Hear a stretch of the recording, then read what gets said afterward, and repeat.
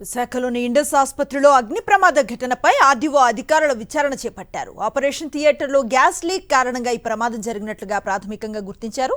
ప్రస్తుతం మంటలు పూర్తిగా అదుపులోకి వచ్చినట్లుగా తెలుస్తోంది.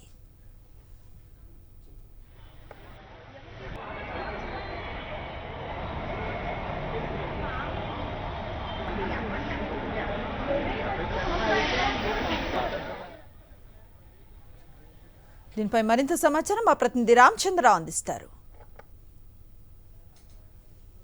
ఎట్టకేలకు ఇండస్ హాస్పిటల్లో జరిగిన అగ్ని ప్రమాదంకు సంబంధించిన మంటలు అదుపులోకి వచ్చాయి.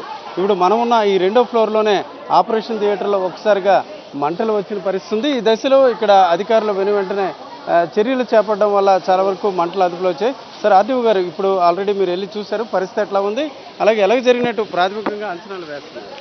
ఆపరేషన్ థియేటర్లో ఫైర్ యాక్సిడెంట్ కావటం వల్ల మరి అందులో నైట్రస్ ఆక్సైడ్ రిలీజ్ అయిందని చెప్తా ఉన్నారు.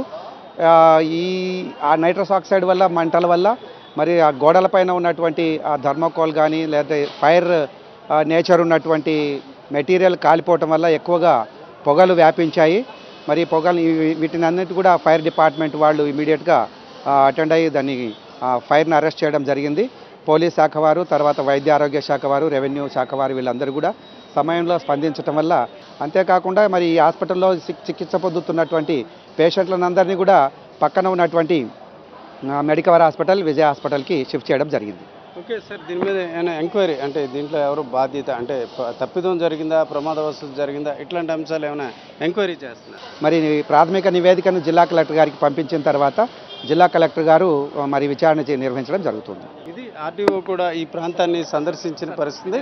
ప్రధానంగా ఇక్కడ రెండో ఫ్లోర్లో మనం చూస్తున్న ఈ ఆపరేషన్ థియేటర్ నుంచే మంటలు వ్యాపించాయి. ప్రాథమికంగా ఇక్కడ అధికారుల మాటలు బట్టి చూసుకుంటే నైట్రస్ ఆక్సైడ్ ఒకసారిగా బయటికి రావడం, అదే సమయంలో అక్కడున్న థర్మోకాల్స్ లాంటి మంటలు వ్యాపించడం వల్ల ఈ రకంగా ప్రమాదం జరిగినట్టు తెలుస్తుంది. అయితే వెంటనే స్థానికులు అలాగే ఆసుపత్రి సిబ్బంది కూడా చొరవ తీసుకోవడం వల్ల ఇది ప్రమాదవశాత్తు జరిగిందా లేక ఎవరి నిర్లక్ష్యం వల్ల జరిగిందా అనే అంశంపై కూడా ఆర్డీఓ స్థాయిలో ఇప్పుడు జిల్లా కలెక్టర్ విచారణకు ఆదేశించారు. ఆ మేరకు విచారణ కొనసాగుతుంది.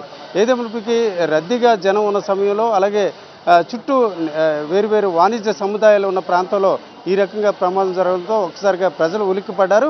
ముఖ్యంగా ఇక్కడ సమీపన పెట్రోల్ బంక్ లాంటి సంబంధిత వివిధ రకాల అంశాలు కూడా ఉండడంతో ఒక రకంగా ఈ ప్రమాద తీవ్రత తగ్గడంతో అందరూ ఊపిరి పీల్చుకున్న పరిస్థితి కనిపిస్తుంది.